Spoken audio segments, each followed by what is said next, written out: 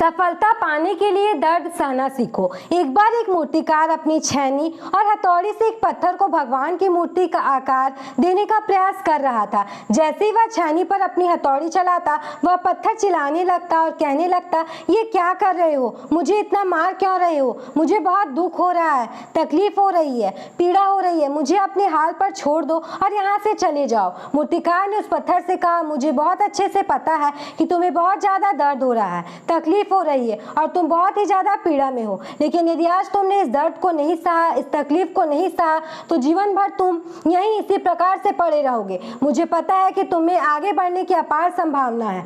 तुम एक बहुत अच्छे पत्थर हो, लेकिन यदि तुम इस प्रकार से रहोगे, कभी भी आगे नहीं बढ़ पाओगे। इतना कहकर मूर्तिकार औजार उठाए ही थे कि पत्थर फिर से चिल्लाने लगा, गिड़गिड़ाने लगा, विनती करने लगा कि मुझे अपने हाल पर छोड़ दो। मुझे पता है कि जीवन के लिए कौन सी चीज सही है और कौन सी चीज गलत है। मुझे बहुत ज्यादा दर्द हो रहा है, अब मैं इस तकलीफ को बहुत ज्यादा नहीं सह सकता। मैं जिस हाल में हूँ उस हाल में छोड़कर मुझे यहाँ से चले जाओ। उस मूर्तिकार ने फिर से उस पत्थर को समझाने की कोशिश की कि ज्यादा अधीर मत बनो और अपनी सब्र को बनाए रखो, थोड़ी देर और इस दर्द को सहो। यदि इस दर्द को सह लिया तो मैं भगवान की मूर्ति के रूप में तुम्हारी स्थापना करवाऊंगा और फिर दूर दूर से लोग तुम्हारी पूजा करने आएंगे और पंडित और लोग तुम्हारी सेवा करेंगे। लेकिन पत्थर ने उस मूर्तिकार की एक भी बात नहीं मानी। वह चिल्लाता रहा और अपनी बात पर अड़ा रहा। मूर्तिकार ने उस पत्थर को समझाने की बहुत कोशिश की, लेकिन वो पत्थर नहीं माना। अब मूर्तिकार भी थक चुका था और वह उस पत्थर को छोड़कर आगे बढ़ गया और थोड़ी ही दूर जाकर देखा कि एक और बहुत ही अच्छा पत्थर वहां पड़ा हुआ है। उसने छेनी और हथौड़ी उठाई और उस पत्थर को मूर्ति बनाने के लिए वो तैयार हो गया। मूर्तिकार ने छेनी और हथौड़ी का वार दूसरे पत्थर पर जारी रखा। दूसरे पत्थर को भी दर्द हुआ, तकलीफ उसे भी हुई, लेकिन उस पत्थर ने बर्दाश्त कर लिया और देखते ही देखते थोड़ी देर के बाद उस पत्थर ने भगवान की मूर्ति का रूप धारण कर लिया।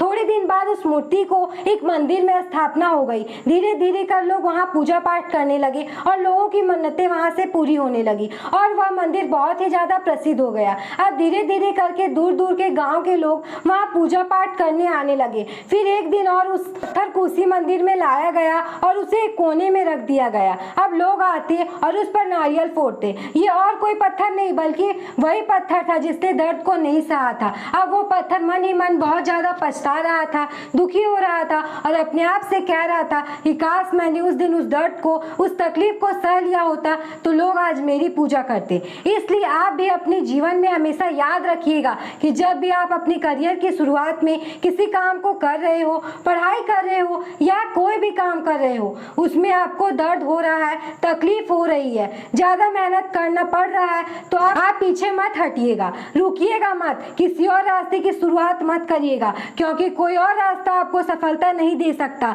आपको उस दर्द को, उस तकलीफ को सहना ही होगा और उस दर्द को, उस तकलीफ को सहकर आप ज्यादा मजबूत बनेंगे और तभी आप अपने जीवन में आगे बढ़ पाएंगे। जीवन में हमेशा याद रखिएगा कि आपको पहले पत्थर की तरह नहीं बल्कि दूसरे पत्थर की तरह बनना है। दोस्तों, ये वीडियो कैसा लगा कमेंट करके जरूर बताइएगा। अगर वीडियो पसंद आया तो वीडियो को लाइक करना बिल्कुल नहीं भूलिएगा।